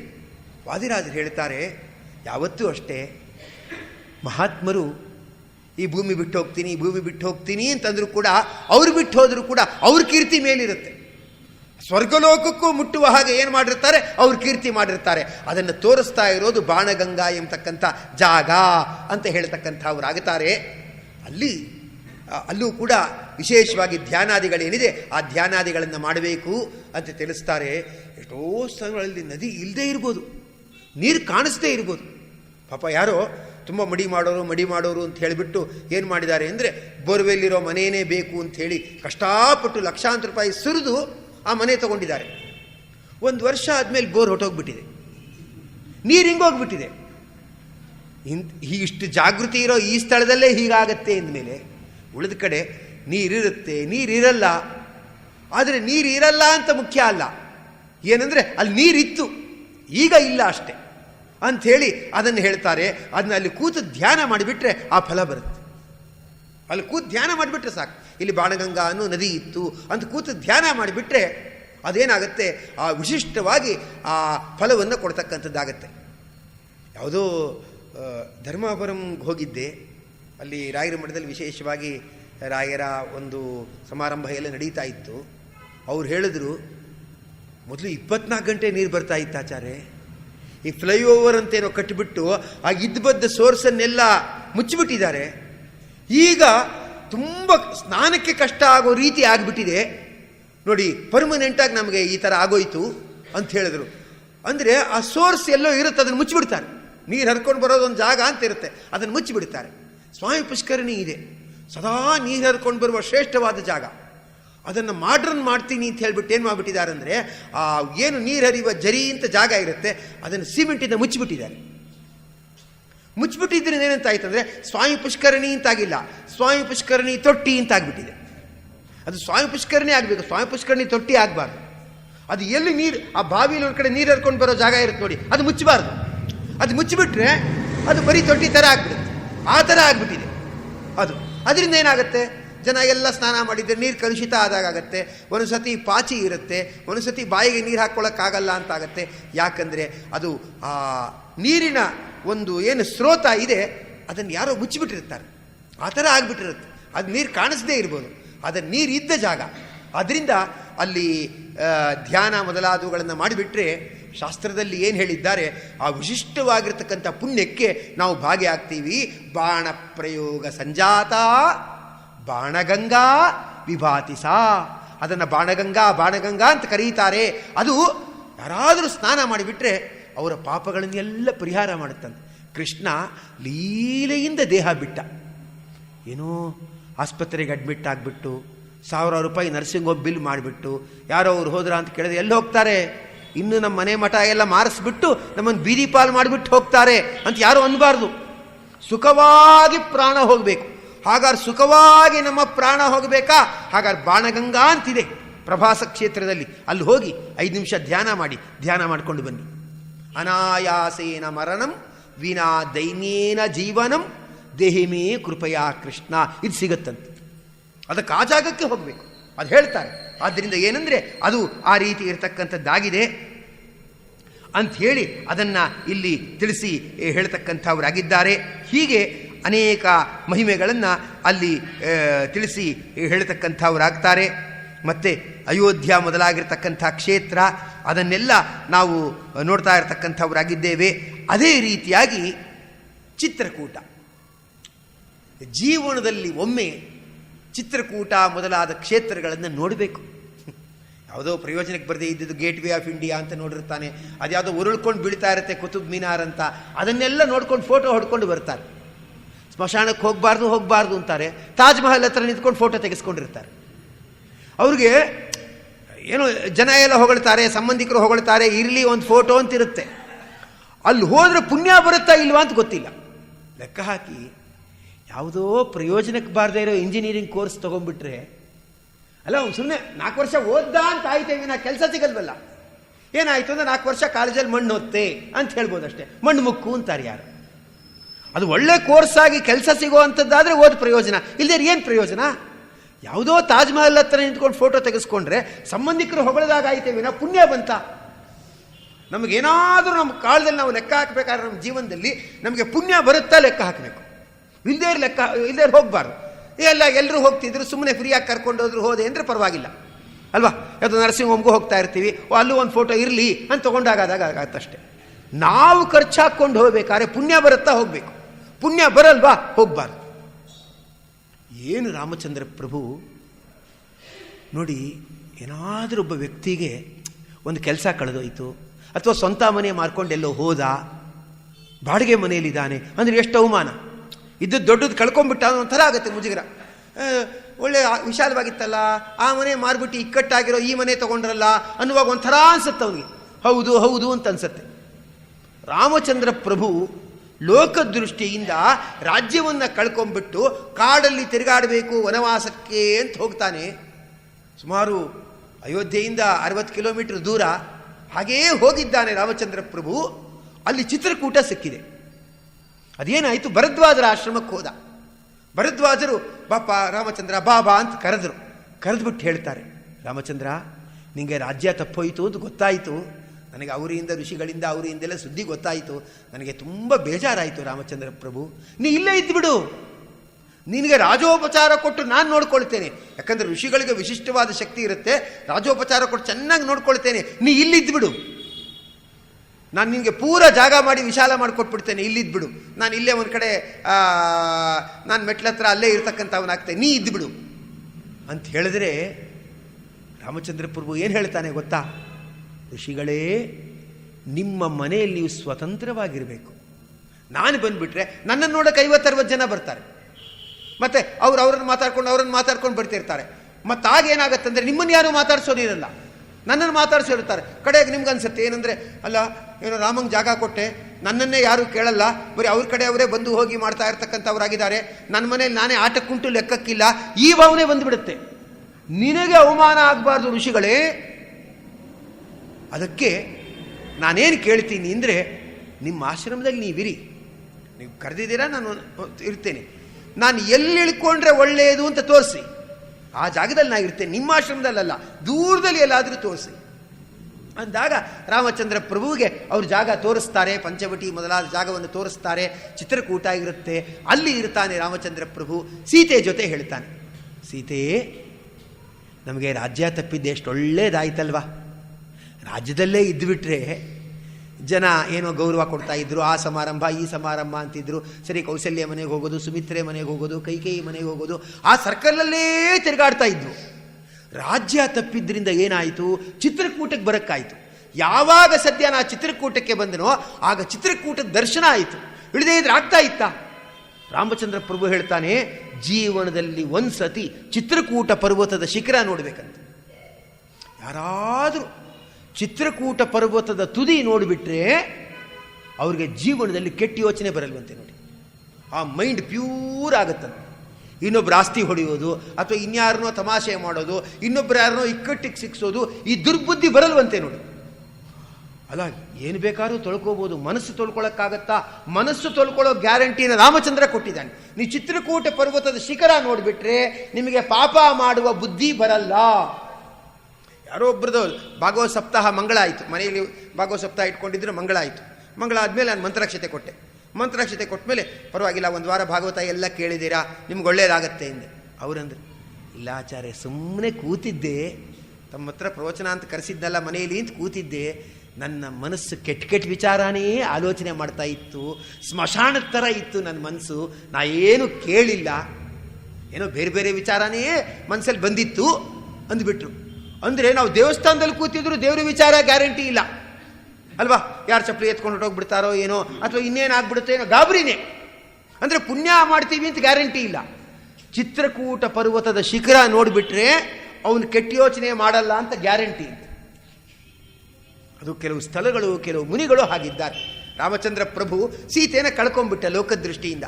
ಕಳ್ಕೊಂಡಾದ್ಮೇಲೆ ತುಂಬ ಲೋಕದೃಷ್ಟಿಯಿಂದ ತುಂಬ ಅಳ್ತಾನೆ. ಆ ಗಿಡ ಮರಗಳನ್ನು ಕೇಳ್ತಾನೆ, ಅವರನ್ನ ಕೇಳ್ತಾನೆ, ಇವ್ರನ್ನ ಕೇಳ್ತಾನೆ. ಸೀತೆ ನೋಡಿದ್ರಾ ಅಂತ ಕೇಳ್ತಕ್ಕಂಥವನಾಗ್ತಾನೆ. ಸೀತೆ ಹಿಂಗೆ ಕಳೆದೋದ್ಲು, ಹಾಗೆ ಹೀಗೆ, ಅಯ್ಯೋ ನಾನು ಇನ್ನು ಹೇಗೆ ಹೋಗಿ ಅವ್ರಿಗೆಲ್ಲ ಕೌಸಲ್ಯ ಅವ್ರಿಗೆಲ್ಲ ಮುಖ ತೋರಿಸ್ಲಿ ಅಂತ ತುಂಬ ಅಳ್ತಾನೆ. ಹತ್ಕೊಂಡಾದ ಮೇಲೆ ಯಾವುದೋ ಋಷಿ ಹತ್ರ ಹೋಗ್ತಾನೆ. ನಮ್ಮ ಕಷ್ಟ ಯಾರ ಹತ್ರ ಆದರೂ ಹೇಳ್ಕೋಬೇಕಂತ. ಕಷ್ಟ ಯಾರ ಹತ್ರ ಆದರೂ ಹೇಳ್ಕೊಂಡ್ರೆ ಅವ್ರನ್ನ ಮಾರ್ಗ ತೋರಿಸ್ತಾರೆ. ಸುಮ್ಮನೆ ನಾವೇ ಹಣೆ ಚತ್ಕೋತ ಹಣೆ ಬರ ಸರಿ ಇಲ್ಲ ಅಂತಂತ ಕೂತಿದ್ರೆ ಪ್ರಯೋಜನ ಇಲ್ಲ. ಯಾರ ಥರ ಹೇಳ್ಕೋಬೇಕು, ಈ ಥರ ಕಷ್ಟ ಆ ಥರ ಕಷ್ಟ ಅಂದಾಗ ಇದಕ್ಕೊಂದು ಪರಿಹಾರ ಇದೆಯೇ ಅಂತ ಯಾರೋ ತೋರಿಸ್ತಾರೆ. ಅದನ್ನು ವಿಚಾರ ಮಾಡಿ ಒಪ್ಕೊಂಡ್ರಾಯ್ತು. ರಾಮಚಂದ್ರ ಪ್ರಭು ಹತ್ಕೊಂಡು ನಿಶಾಕರ ಮುನಿಗಳು ಅಂತ ಅವ್ರ ಹತ್ರ ಹೇಳ್ತಾನೆ. ಸೀತೆ ಕಳೆದೋಗ್ಬಿಟ್ಲು ನೋಡಿ, 1-2 ಗಂಟೆ ಸಮಯ ಆ ಲಕ್ಷ್ಮಣ ಇತ್ಲಾ ಕಡೆ ಬಂದಿದ್ದ, ಅತ್ಲಾ ಕಡೆ ಯಾರೋ ಅಪಹಾರ ಮಾಡಿಬಿಟ್ಟಿದ್ದಾರೆ. ಆ 2 ಗಂಟೆ ಸಮಯದಲ್ಲಿ ಸೀತಾಪಹಾರ ಆಗಿಬಿಟ್ಟಿದೆ ಅಂತ ಹೇಳಿದ್ರೆ ನಿಶಾಕರ ಮುನಿಗಳು ನಕ್ಕಿಬಿಟ್ರಂತೆ. ಸೀತಾಪಹಾರ ಆಯ್ತಾ, ನಿನ್ನ ಪತ್ನಿನ ಕಳ್ಕೊಂಡ್ಯಾ, ಒಳ್ಳೇದಾಯ್ತು ಬಿಡು ಅಂದ್ರಂತೆ. ರಾಮ ಅಂದ, ಏನೋ ಕೇಳಿಸಿಲ್ಲ ಅಂತ ಕಾಣುತ್ತೆ, ಅದು ಅಪಹಾರ ಅಂತ ಕೇಳ್ತಿರಲ್ಲ, ಇನ್ನೇನೋ ಕೇಳಿಸಿರುತ್ತೆ. ಅದ್ಯಾರೊಬ್ಬರು ದ್ರೌಪದಿ ವಸ್ತ್ರಾಪಹಾರ ಅಂತ ಅನೌನ್ಸ್ ಮಾಡ್ತಿಲ್ಲ, ದ್ರೌಪದಿ ವಸ್ತ್ರಾಭರಣ ಅಂತ ಹೇಳ್ತಿದ್ದಾರೆ. ಅದು ದ್ರೌಪದಿ ವಸ್ತ್ರಾಪಹಾರ. ಅವ್ರಿಗೆ ಆ ಶಬ್ದ ಗೊತ್ತಿಲ್ಲ. ದ್ರೌಪದಿ ವಸ್ತ್ರಾಭರಣ ಅಂತ ಹೇಳ್ತಿದ್ದಾರೆ. ಅದು ಗೊತ್ತಿಲ್ಲ ಅವ್ರಿಗೆ. ಇವನಿಗೆ ಗೊತ್ತಾಗಿಲ್ಲ ಅಂತ ಕಾಣುತ್ತೆ ಅಂದ್ಬಿಟ್ಟು, ಇಲ್ಲ ನನ್ನ ಪತ್ನಿಯ ಅಪಹಾರ ಅಂದರೆ ಕಳ್ಳತನ ಆಗಿದೆ ಅಂತ ಬಿಡಿಸಿ ರಾಮಚಂದ್ರ ಹೇಳಿದ್ರೆ ಒಳ್ಳೇದಾಯಿತು ಅಂತ ಋಷಿಗಳಂದ್ರೆ. ಏನು ಸ್ವಾಮಿ ಹೀಗಂತೀರಾ ಅಂದಾಗ ನಕ್ಬಿಟ್ಟು ಋಷಿಗಳು ಹೇಳ್ತಾರೆ, ನಿನ್ನ ಹೆಂಡತಿಯನ್ನು ಕಳ್ಕೊಂಡಿಯಲ್ಲ, ಅದು ವಿಂದ ಅನ್ನೋ ಮುಹೂರ್ತ. ಅದು ವಸ್ತು ಕಳೆದು ಹೋದ ಮುಹೂರ್ತ ಇದೆಯಲ್ಲ, ಅದು ವಿಂದ ಅನ್ನುವ ಮುಹೂರ್ತ. ಆ ಮುಹೂರ್ತದಲ್ಲಿ ಯಾರು ಕಳ್ಕೊಳ್ತಾರೋ ಆ ವಸ್ತು ಯಜಮಾನನಿಗೆ ವಾಪಸ್ ಸಿಗುತ್ತೆ. ನೀನು ಪತ್ನಿಯನ್ನು ಕಳ್ಕೊಂಡೇ ಅಂತ ಹೇಳಿದೆಯಲ್ಲ, ಒಳ್ಳೆ ಮುಹೂರ್ತ, ಯಾಕಂದರೆ ಆ ವಸ್ತು ನಿನಗೆ ವಾಪಸ್ ಸಿಗುತ್ತೆ ಅಂದಾಗ ರಾಮಚಂದ್ರ ಪ್ರಭು ಆ ಮುನಿಗಳಿಗೆ ನಿಮ್ಮ ಜ್ಯೋತಿಷ್ಯ ಜ್ಞಾನಕ್ಕೆ ವಂದನೆಗಳು ಅಂತ ನಮಸ್ಕಾರವನ್ನು ಮಾಡ್ತಾನಂತೆ. ನೋಡಿ, ಅಂದರೆ ಋಷಿಗಳು ಸಿಕ್ಕಿದ್ದು ಆ ಒಂದು ಜ್ಞಾನ ಅದೇನಾಯ್ತಂದರೆ ಅವನಿಗೆ ಲೋಕದೃಷ್ಟಿಯಿಂದ ಒಂಥರ ಸಮಾಧಾನ ಸಿಗಕ್ಕೆ ಒಳ್ಳೇದಾಯಿತು. ಈ ಥರ ರಾವಣ ಕೇಳೋಕ್ಕಾಗತ್ತಾ ಮುಹೂರ್ತನ? ಒಳ್ಳೆ ಕೆಲಸಕ್ಕೆ ಹೋಗೋರು ಮುಹೂರ್ತ ಕೇಳ್ಬೋದು. ಸ್ವಾಮಿ ನಾನು ಯಾರ್ದೋ ಹೆಂಡ್ತೀನಿ ಕಿಡ್ನ್ಯಾಪ್ ಮಾಡೋಕ್ಕೆ ಹೋಗ್ತಾ ಇದ್ದೀನಿ, ಮುಹೂರ್ತ ಫಿಕ್ಸ್ ಮಾಡಿ ಅನ್ನೋಕ್ಕಾಗತ್ತ? ಆಗಲ್ಲ. ಅವನು ಮುಹೂರ್ತ ನೋಡದೆ ಕದ್ದ, ನಾಶ ಆಯಿತು ಅಲ್ವಾ? ಅದೇ ರಾಮಚಂದ್ರ ಏನೋ ತನ್ನ ಕಷ್ಟ ಹೇಳ್ಕೊಂಡ, ಏನು ಯೋಚನೆ ಇಲ್ಲ, ನಿಂಗೆ ಈ ವಸ್ತು ಸಿಕ್ಕೇ ಸಿಗತ್ತೆ ಅಂತ ಹೇಳಿದಾಗ ಸಂತೋಷ ಪಟ್ಟುಬಿಟ್ಟ ರಾಮಚಂದ್ರ ಪ್ರಭು. ಅಂದರೆ ಅದು ಹಾಗೆ ಇರ್ತಕ್ಕಂಥದ್ದಾಗಿದೆ. ಅದನ್ನು ಹಾಗೆ ಹೇಳ್ತಾರೆ. ಅದೇ ಥರ ಚಿತ್ರಕೂಟ ಪರ್ವತದ್ದೊಂದು ಮಹಿಮೆ. ಅದು ಒಂದೊಂದು ಜಾಗದಲ್ಲಿ ಒಂದೊಂದು ಮಹಿಮೆ. ರಾಮಚಂದ್ರರಿಗೆ ಒಬ್ಬ ಹೇಳ್ತಾನೆ, ಏನಂದರೆ ಈ ಜಾಗದಲ್ಲಿ ಮಲ್ಕೊಂಡ್ಬಿಟ್ರೆ, ಈ ಪರ್ವತದಲ್ಲಿ ಮಲ್ಕೊಂಡ್ಬಿಟ್ರೆ ಏನು ಕನಸು ಬೀಳುತ್ತೋ ಅದು ನೆರವೇರುತ್ತೆ, ಇದು ಈ ಜಾಗದ ಮಹಿಮೆ ಅಂತ ಹೇಳ್ತಾನೆ. ಅದು ಆ ಥರ ಇದೆ. ಒಂದೊಂದು ಕ್ಷೇತ್ರದಲ್ಲಿ ಒಂದೊಂದು ಮಹಿಮೆ ಅಂತಿದೆ. ಆ ಬಿಳಿಗಿ ರಂಗನ ಬೆಟ್ಟ ಅಂತ ಇದೆಯಲ್ಲ, ಅಲ್ಲಿ ಹನುಮಂತ ದೇವರು ಇರತಕ್ಕಂಥ ಒಂದು ಜಾಗ ಇದೆ. ಹನುಮಂತ ದೇವರಿಗೆ ಪಾದರಕ್ಷೆ ಅಂತ ಸೋಲಿಗರು ಪಾದರಕ್ಷೆ ಅಂತ ಮಾಡಿ ಹನುಮಂತ ದೇವರಿಗೆ ಸಮರ್ಪಣೆ ಮಾಡ್ತಾರೆ. ಸಾಯಂಕಾಲ ನೋಡುವಾಗ ಪಾದುಕೆಯಲ್ಲಿ ಯಾವ ಮುಳ್ಳುಗಳೂ ಇರಲ್ಲ, ಯಾವ ಮುಳ್ಳುಗಳು ಮೊದಲಾದವುಗಳು ಇರಲ್ಲ. ಭಗವಂತ ರಂಗನಾಥ ಇದ್ದಾನೆ, ಮುಖ್ಯ ಪ್ರಾಣದೇವರು ಇದ್ದಾರೆ. ಅಲ್ಲಿ ಆ ರಂಗನಾಥ ಸ್ವಾಮಿಯ ಇದರಲ್ಲಿ ಯಾವ ಮುಳ್ಳುಗಳೂ ಇರಲ್ಲ. ಬೆಳಿಗ್ಗೆ ಆಗುವಾಗ ಆ ಪಾದುಕೆಯಲ್ಲಿ ಮುಳ್ಳುಗಳೆಲ್ಲ ಇರುತ್ತೆ, ಮುಳ್ಳುಗಳೆಲ್ಲ ಚುಚ್ಕೊಂಡಿರುತ್ತೆ. ಅದು ಸ್ವಾಮಿ ಬೇಟೆಗೆ ಹೋಗ್ತಾನೆ ರಾತ್ರಿ, ಅದು ಸೋಲಿಗರ ನಾಡು ಅಂತ ಬೇಟೆಗೆ ಹೋಗ್ತಾನೆ, ಅಲ್ಲೆಲ್ಲ ತಿರುಗಾಡ್ಕೊಂಡು ಬರ್ತಾನೆ ಅಂತೆಲ್ಲ ಹೇಳ್ತಾರೆ. ಅಲ್ಲಿ ಬೆಳಿಗ್ಗೆ ನೋಡಿದ್ರೆ ಆ ಪಾದುಕೆಯಲ್ಲಿ ಮುಳ್ಳುಗಳೆಲ್ಲ ಇರುತ್ತೆ. ರಾತ್ರಿ ಬೇಟೆಗೆ ಹೋಗ್ತಾನೆ ಹೇಳೋದು ನಂಬುದಾಗಿ. ಯಾರೋ ಅದೆಲ್ಲ ಸುಮ್ಮನೆ ಇವರೇ ಮುಳ್ಳು ಚುಚ್ಚುತ್ತಾರೆ ಅಂತ ಕಾಣುತ್ತೆ, ರಾತ್ರಿ ಎಲ್ಲ ಕೂತ್ಕೊಂಡು ಅಂತ ಡೌಟ್ ಪಟ್ಟುಬಿಟ್ಟು ಅಲ್ಲಿ ಮಲ್ಕೊಂಡ್ಬಿಟ್ಟಿದ್ದಾರೆ. ಮಲ್ಕೊಂಡ್ರೆ ಆ ರಂಗನಾಥ ಸ್ವಾಮಿ ಒಂದು ಕಪಾಲಕ್ಕೆ ಹೊಡೆದಿದ್ದಾನೆ, ಕಪಾಲಕ್ಕೆ ಹೊಡೆದ ರಭಸಕ್ಕೆ ಆ ಮೆಟ್ಲು ಕೆಳಗಡೆ ಬಂದು ಬಿದ್ದಿದ್ದಾರೆ ಅವರು. ಮಲ್ಕೊಂಡಿದ್ದೆ ಹೀಗಾಯಿತು ಅಂತ ಎಲ್ಲರ ಹತ್ರನೂ ಕೂಡ ಹೇಳ್ತಾ ಇದ್ದಾರೆ. ಅಂದರೆ ಆ ಒಂದು ಕ್ಷೇತ್ರದಲ್ಲಿ ಆ ಥರ ಇರುತ್ತೆ, ಈ ಥರ ಮಹಿಮೆ, ಈ ಥರ ಮಹಿಮೆ, ಇದೊಂದು ಸಂಪ್ರದಾಯ ಅಂತಿರುತ್ತಲ್ಲಿ. ಈಗ ಪಾನಕ ನರಸಿಂಹ ಅದರಲ್ಲಿ ಏನು ಪಾನಕ ಹಾಕೋದು ಅರ್ಧ ಹೊರಗೆ ಬರುತ್ತೆ ಅಂತ ಒಂದಿದೆ. ಆ ಥರ ಮಹಿಮೆ ತೋರಿಸ್ತಾನೆ ಭಗವಂತ ಅಂತ. ಚಿತ್ರಕೂಟಕ್ಕೆ ಈ ಮಹಿಮೆ. ಯಾರಾದರೂ ಅವರ ಪರ್ವತದ ತುದಿ ನೋಡಿಬಿಟ್ರೆ ಅವರ ಜೀವನದಲ್ಲಿ ಕೆಟ್ಟ ಆಲೋಚನೆ ಮಾಡಲಿಕ್ಕೆ ಮನಸ್ಸು ಬರಲ್ಲ. ನೋಡಿ, ಚಿತ್ರ್ಯಾವತಾ ಚಿತ್ರಕೂಟಸ್ಯ ನರಶೃಂಗಾಣಿ ಅವೇಕ್ಷತೆ ಕಲ್ಯಾಣಾನಿ ಸಮಾಧತ್ತೆ ನ ಪಾಪೆ ಕುರುತೇ ಮನಃ. ಅವನು ಪಾಪ ಕಾರ್ಯ ಮಾಡುವುದಿಲ್ಲ ಅಂತ ಹೇಳ್ತಕ್ಕಂಥವ್ರಾಗುತ್ತಾರೆ. ಅದಕ್ಕೆ ನಮಗೆ ರಾಜ್ಯ ತಪ್ಪಿದ್ದು ಒಳ್ಳೆಯದೇ ಆಯಿತು ನೋಡು, ಸದ್ಯ ಚಿತ್ರಕೂಟ ಪರ್ವತ ನೋಡೋ ಭಾಗ್ಯ ಬಂತಲ್ಲ, ಸದ್ಯ ಒಳ್ಳೆಯದೇ ಆಯಿತು ಅಂದ್ಬಿಟ್ಟು ರಾಮಚಂದ್ರ ಆ ಸೀತಾದೇವಿಗೆ ವನವಾಸದ ಸಂದರ್ಭದಲ್ಲಿ ಈ ಮಾತನ್ನು ಹೇಳ್ತಾನೆ. ಅಂದರೆ ಚಿತ್ರಕೂಟ ಪರ್ವತಕ್ಕೆ ವಿಶಿಷ್ಟವಾಗಿರ್ತಕ್ಕಂಥ ಈ ಮಹಿಮೆ ಇದೆ ಅಂಥೇಳಿ ಅದನ್ನು ಇಲ್ಲಿ ಹೇಳ್ತಕ್ಕಂಥವ್ರಾಗಿದ್ದಾರೆ. ಆದ್ದರಿಂದ ಅವನಿಗೆ ರಾಜ್ಯ ಕಳ್ಕೊಂಡ್ರೆ ಒಳ್ಳೆ ತೃಪ್ತಿ ಆಯಿತು. ನಮ್ಮ ಜೀವನದಲ್ಲಿ ಮನಸ್ಸಿಗೆ ಏನಾದರೂ ಕಳ್ಕೊಂಡ್ರೂ ಕೂಡ ಒಳ್ಳೆ ಮನಸ್ಸಿಗೆ ಸಮಾಧಾನ ಆಗಬೇಕು ಅಂದರೆ ಚಿತ್ರಕೂಟ ಪರ್ವತ ಏನಿದೆ ಅದನ್ನು ನೋಡ್ತಾ ಇರತಕ್ಕಂಥದ್ದಾಗಬೇಕು. ಅದು ಪ್ರಯಾಗದಿಂದ 60 ಕಿಲೋಮೀಟರ್ ದೂರದಲ್ಲಿದೆ, ತುಂಬ ಶ್ರೇಷ್ಠವಾಗಿರ್ತಕ್ಕಂಥದ್ದಾಗಿದೆ ಅಂಥೇಳಿ ಅದನ್ನು ಇಲ್ಲಿ ಹೇಳ್ತಕ್ಕಂಥವ್ರಾಗಿದ್ದಾರೆ.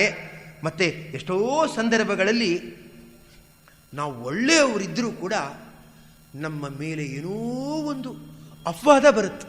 ಅದು ಒಬ್ಬ ಕವಿ ಹೇಳ್ತಾನೆ, ಏನಂದರೆ ಚಂದ್ರ ಇದ್ದಾನೆ ನೋಡಿ ಆಕಾಶದಲ್ಲಿ, ಅವನಿಗೆ ಕ್ಷಯ ರೋಗ. ಅಂದರೆ ಕೃಷ್ಣ ಪಕ್ಷದಲ್ಲಿ ಕ್ಷಯ ಆಗ್ತಾನೆ, ಶುಕ್ಲ ಪಕ್ಷದಲ್ಲಿ ವೃದ್ಧಿ ಆಗ್ತಾನೆ ಅಂತ ವೃದ್ಧಿ ಕ್ಷಯ ಅಂದರೆ ಏರು ಪೇರು. ಚಂದ್ರನಿಗೇನೆ, ನಕ್ಷತ್ರಕ್ಕೇನೂ ಇಲ್ಲ, ನಕ್ಷತ್ರಕ್ಕೇನೂ ಇಲ್ಲ, ಚಂದ್ರನಿಗೆ ಮಾತ್ರ ಏಳು ಬೀಳು ಅಂತಿದೆ. ಯಾರು ಧರ್ಮಾಚರಣೆ ಮಾಡ್ತಾರೆ ಅವ್ರಿಗೆ ಒಳ್ಳೆಯದು ಕೆಟ್ಟದ್ದು ಏಳು ಬೀಳು ಅಂತಿರುತ್ತೆ. ಏನು ಮಾಡದೇ ಇರ್ತಾರಲ್ಲ ಅವ್ರ ಹಣೆ ಬರ ಅಷ್ಟಕ್ಕೆ ಹಂಗೆ ಇರ್ತಾರೆ. ನಾವು 6ಕ್ಕೂ ಏರಲ್ಲ, 3ಕ್ಕೂ ಇಳಿಯಲ್ಲ, ಇಷ್ಟರಲ್ಲೇ ಇರ್ತೀವಿ ಅಂತಾರೆ, ಅಷ್ಟರಲ್ಲೇ ಇರ್ತಾರೆ. ಸಾಧಕರಿಗೆ ತೊಂದರೆ, ಸಾಧಕರು ಸಾಧನೆ ಮಾಡಬೇಕಾದ್ರೆ ತೊಂದರೆ, ಗೆಲ್ತಾರೆ. ಅದನ್ನು ತಮ್ಮ ಸಹಜವಾದ ಶಕ್ತಿಯಿಂದ ಅವರು ಗೆಲ್ತಾರೆ, ಅದೇನು ತೊಂದರೆ ಇಲ್ಲ. ಏನಾಯಿತು ಅಂದರೆ ಸಜ್ಜನರ ಮೇಲೆ ಏನೋ ತಪ್ಪು ತಿಳ್ಕೊಂಡು ಅಪವಾದವನ್ನು ಹೊರಿಸಿಬಿಡ್ತಾರೆ. ಪಾಪ ಭರತ ರಾಮನ ಅವಿಚ್ಛಿನ್ನ ಭಕ್ತನಾಗಿದ್ದ, ರಾಮನ ಕಲ್ಯಾಣವನ್ನೇ ಸದಾ ಬಯಸ್ತಾ ಅವನ ಸೇವೆಯನ್ನೇ ಬಯಸ್ತಾ ಇದ್ದ. ಆದರೆ ಕೈಕೇಯಿ ಏನೋ ಭರತನಿಗೆ ಪಟ್ಟಾಭಿಷೇಕ ಆಗಬೇಕು ಅಂತ ದಶರಥನ ಬಳಿ ಕೇಳಿದ್ರಿಂದ ಜನ ಭರತನ ಮೇಲೆ ಕೆಟ್ಟ ಹೆಸರಾಕ್ಬಿಟ್ರು.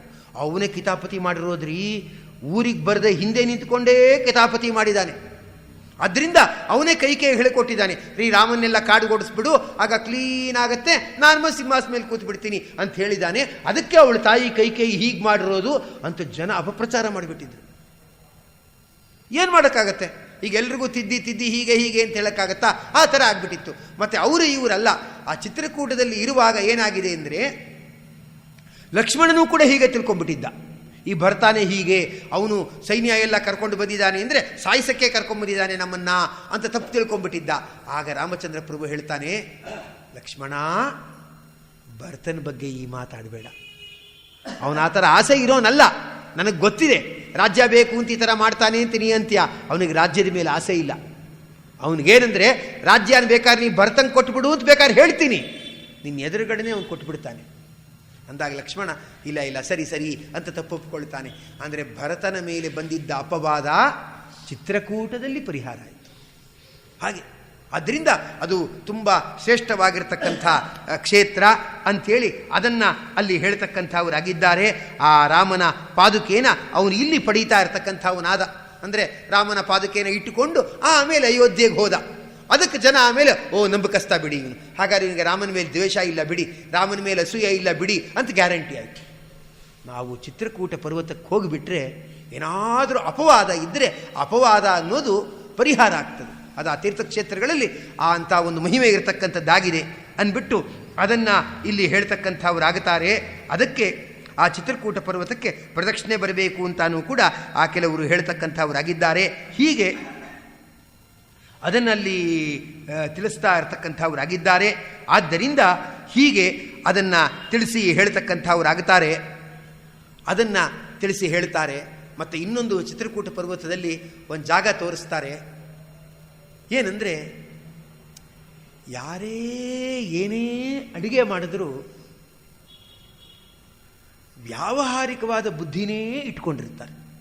ನೀವು ಹೋಟ್ಲಲ್ಲಿ ಅಲ್ಲಿ ಇಲ್ಲಿ ಎಲ್ಲೇ ತಿನ್ನಬೇಕಾದ್ರೂ ಕೂಡ ಅವ್ರ ದೃಷ್ಟಿ ಇಷ್ಟೇ ಇರುತ್ತೆ. ಅವ್ರ ದೃಷ್ಟಿ ಎಷ್ಟಿರುತ್ತೆ ಅಂದರೆ ನಮಗೆ ಪ್ರಾಫಿಟ್ ಬಂದರೆ ಸಾಕು ಅಂತಿರುತ್ತೆ ವಿನಃ ಜನರಿಗೆ ಆರೋಗ್ಯ ಸಿಗಲಿ ಅಂತಿರಲ್ಲ. ಅವರು ಅಂತಾರೆ ಆರೋಗ್ಯ ಸಿಗಲಿ ಅಂತಾರೆ ಮಾಡೋದು, ಈ ಥರ ಫ್ರೆಶ್ ಇನ್ನೆಲ್ಲೂ ಮಾಡಲ್ಲ ಹಾಗೆ ಹೀಗೆ ಅಂತ. ನಿನ್ನೆ ಮಾಡಿದ್ದೆ ನೀವು ಬಿಸಿ ಮಾಡಿ ಹಾಕ್ಬಿಡ್ತಾರೆ. ಅದಕ್ಕೆ ಹೆಸರಿಟ್ಟಿರೋದು ರಿಫ್ರೆಶ್ಮೆಂಟ್ ಅಂತ. ಅಂದರೆ ಫ್ರೆಶ್ ಆಗಿರೋದನ್ನು ರೀಫ್ರೆಶ್, ನೆನ್ನೆದಿರುತ್ತಲ್ಲ ಅದನ್ನು ಬಿಸಿ ಮಾಡಿ ಹಾಕೋದ್ರಿಂದ ರೀಫ್ರೆಶ್ ಅಂತ ಹೆಸರಿಟ್ಟಿರ್ತಾರೆ. ಅಲ್ಲ, ಎಷ್ಟೋ ಕಡೆ ಹಾಗೇ ಮಾಡಿ ಹಾಕ್ತಿರ್ತಾರೆ. ಅದು ಯಾರೋ ಹೇಳಿದ್ರು, ಈ ರುಚಿ ಎಲ್ಲೂ ಬರಲ್ಲ ನೋಡಿ, ಮನೇಲಿ ಎಷ್ಟು ತಿಂತೀವಿ ಈ ಥರ ರುಚಿ ಬರಲ್ಲ ಅಂದರು.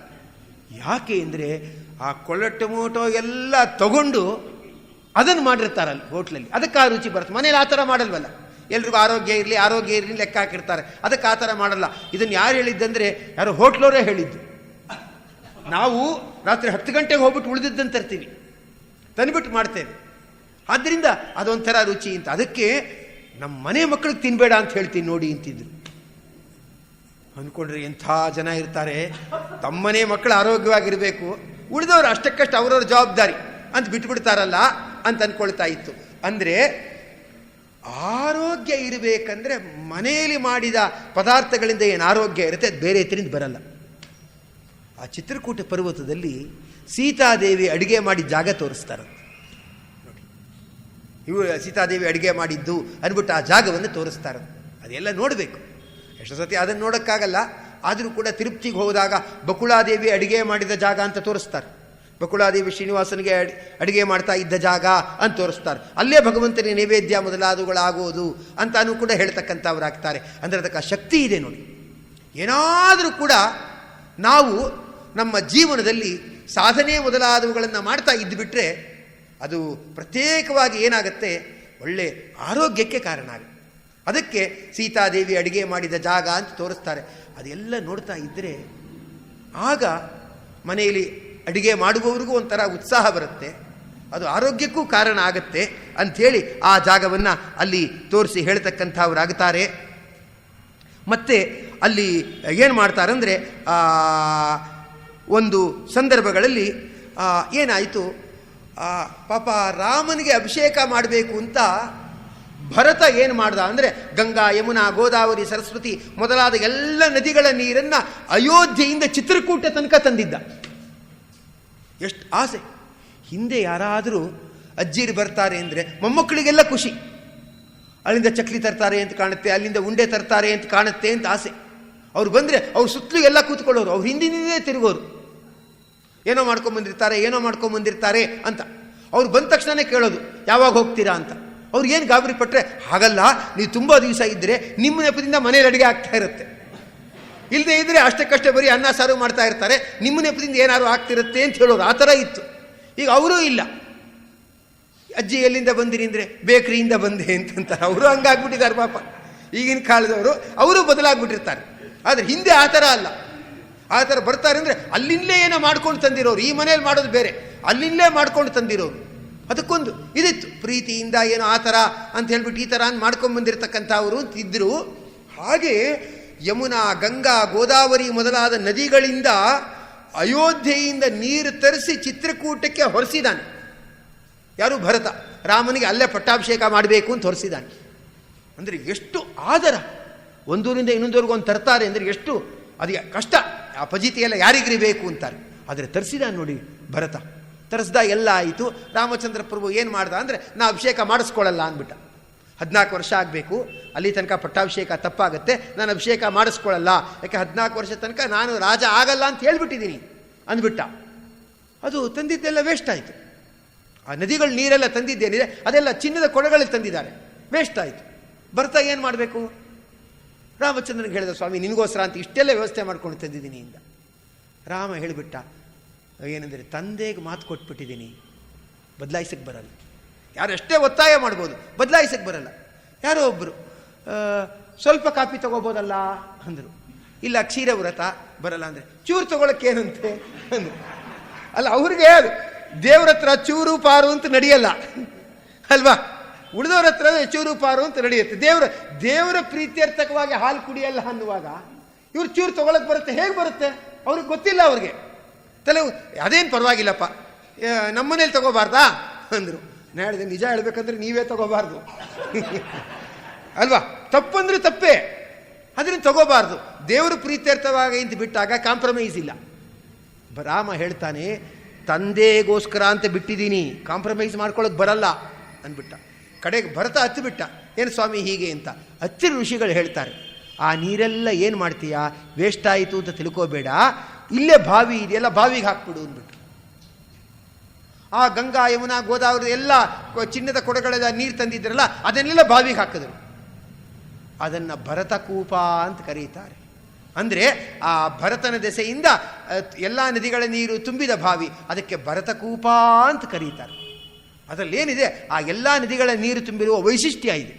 ಅಲ್ಲಿ ಸ್ನಾನ ಮಾಡಿದ್ರೆ ವಿಶೇಷವಾಗಿ ಸಮಸ್ತ ನದಿಗಳ ಸ್ನಾನ ಅವು ಮೊದಲಾದವುಗಳು ಬರ್ತಾ ಇರತಕ್ಕಂಥದ್ದಾಗುತ್ತದೆ ಅಂತ ಹೇಳ್ತಾರೆ.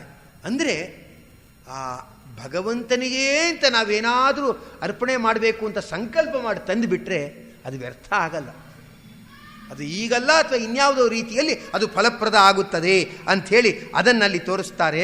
ಮತ್ತು ಸುಪ್ರತೀಕ ಅಂತ ರಾಜ, ಅವನು ಚಿತ್ರಕೂಟದಲ್ಲೇ ಆಶ್ರಮ ಕಟ್ಟಿ ತಪಸ್ಸು ಮಾಡ್ತಾ ಇರತಕ್ಕಂಥವನಾಗಿದ್ದ. ಆಗ ಅವನು ಏನು ಮಾಡ್ತಾನಂದರೆ, ನಮಾಮಿ ನಾಥಂ ನರನಾಥಮಚ್ಯುತಂ ಕವಿಂ ಪುರಾಣಂ ತ್ರಿದಶಾರಿನಾಶನಂ ಶಿವಸ್ವರೂಪಂ ಪ್ರಭವಂ ಮಹೇಶ್ವರಂ ಸದಾ ಪ್ರಪನ್ನಾರ್ತಿ ಹರಂ ಧೃತಶ್ರಿಯಂ ಅಂಥೇಳಿ ಆ ರಾಮಚಂದ್ರನ ಚಿತ್ರಕೂಟದಲ್ಲಿ ಆ ಧ್ಯಾನ ಮಾಡ್ತಾ ಇರತಕ್ಕಂಥವನಾಗಿದ್ದಾನೆ. ಆಗ ಚಿತ್ರಕೂಟದಲ್ಲಿ ತುಂಬ ವರ್ಷಗಳು ಕಳೆದ ಮೇಲೆ, ಯುಗಗಳು ಕಳೆದ ಮೇಲೆ ಏನಾಯಿತಂದರೆ ಆ ರಾಮಚಂದ್ರ ಅಲ್ಲಿ ಆವಿರ್ಭಾವ ಆಗಿ ಸುಪ್ರತೀಕ ರಾಜನಿಗೆ ಮಂಗಳವನ್ನು ಉಂಟು ಮಾಡ್ದ ಅಂತ ಹೇಳ್ತಾರೆ. ಅದಕ್ಕೆ ನಾವು ಯಾರಾದರೂ ಕಷ್ಟ ಬಂದರೆ ದೇವರನ್ನು ಧ್ಯಾನ ಮಾಡಬೇಕು, ಯಾರ್ಯಾರನ್ನೂ ಧ್ಯಾನ ಮಾಡಬಾರ್ದು. ಯಾಕಂದರೆ ಯಾರ್ಯಾರನ್ನೂ ಧ್ಯಾನ ಮಾಡಿದ್ರೆ ಅವ್ರಿಗೆ ಶಕ್ತಿ ಎಷ್ಟಿರುತ್ತೆ.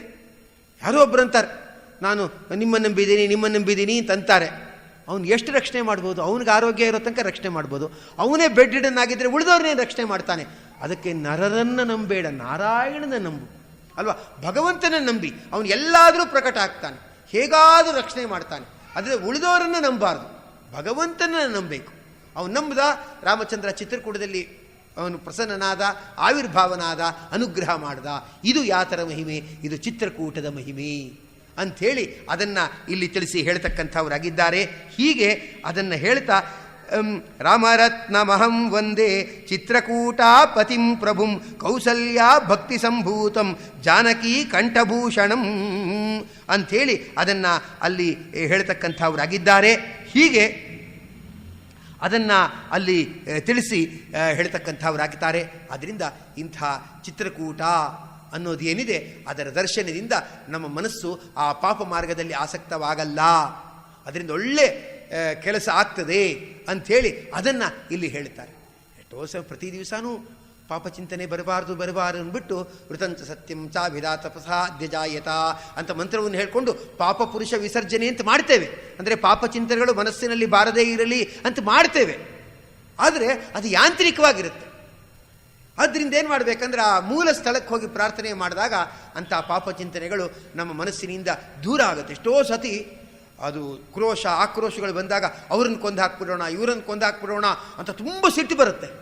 ಅರ್ಧ ಗಂಟೆ ಆದಮೇಲೆ ಹಾಳಾಗೋಗ್ಲಿ ಬಿಡು, ದೇವರೇ ಅವ್ರನ್ನ ನೋಡ್ಕೋತಾನೆ ಅಂತ ಎಷ್ಟು ಸಜ್ಜನರು ದೇವರೇ ಅವ್ರನ್ನ ನೋಡ್ಕೋತಾನೆ ಬಿಡು, ನಾವೇನು ಮಾಡೋದು ಬೇಡ ಬಿಡು ಅಂತಾರೆ. ಅಲ್ಲಿಗೆ ಅದು ಹಾಗೆ ಇದಾಗ್ಬಿಡುತ್ತೆ, ಬಿಟ್ಬಿಡ್ತಾರೆ. ಅವ್ನು ತೋರಿಸಿದ್ರೆ ಅವ್ನು ನೋಡಿದ್ರೆ ಅವ್ನು ಹಿಂದೆ ಮಾಡಿದ್ದೆಲ್ಲ ಜ್ಞಾಪಕಕ್ಕೆ ಬರುತ್ತೆ. ಹಾಳಾಗೋಗ್ಲಿ ಅಂತ ಬಿಟ್ಬಿಟ್ಟಿದ್ದೀನಿ ಅಂತ. ಇಲ್ಲದೆ ಏನೋ ಮಾಡಿ ಅವ್ರಿಗೆ ಸೇಡ್ ತೀರಿಸ್ಕೊಳ್ಳೋಕೆ ಹೋಗಿ ಇವನ ಜೀವನ ಎಲ್ಲ ಸಾಧನೆ ಕಳ್ಕೊಂಡು ಯಾಕೆ ಬೇಕು? ಅದು ಉಳಿದವ್ರಿಗೆ ಆ ಭಾವನೆ ಬರಲ್ಲ, ಭಗವದ್ಭಕ್ತರಿಗೆ ಮಾತ್ರ ಆ ಭಾವನೆ ಬರುತ್ತೆ, ದೇವರು ನೋಡ್ಕೋತಾನೆ ಅಂತ. ಅದು ಏನಾಗಿದೆ, ಆ ಕಂಸ ದೇವಕಿಯ 6 ಜನ ಮಕ್ಕಳನ್ನು ಕೊಂದ.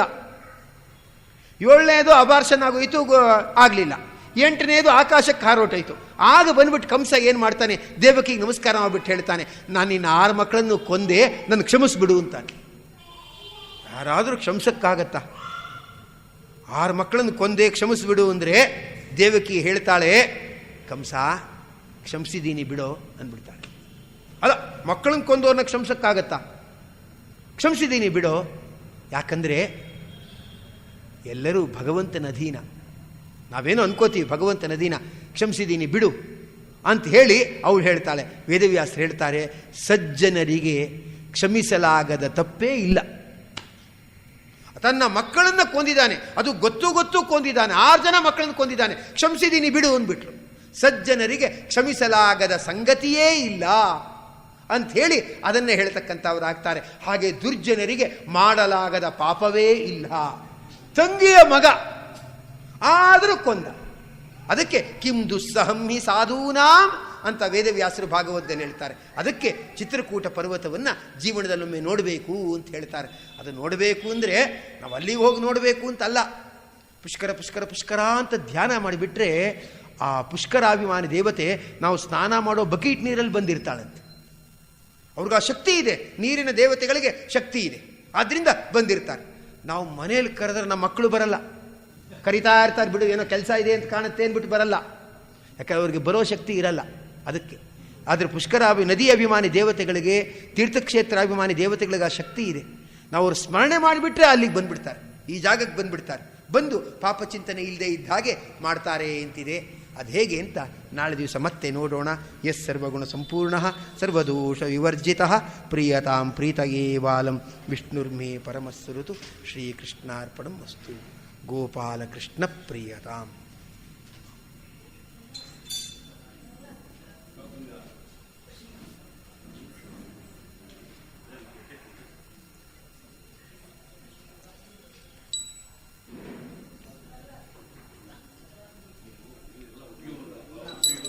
ಸರ್ವಗುಣ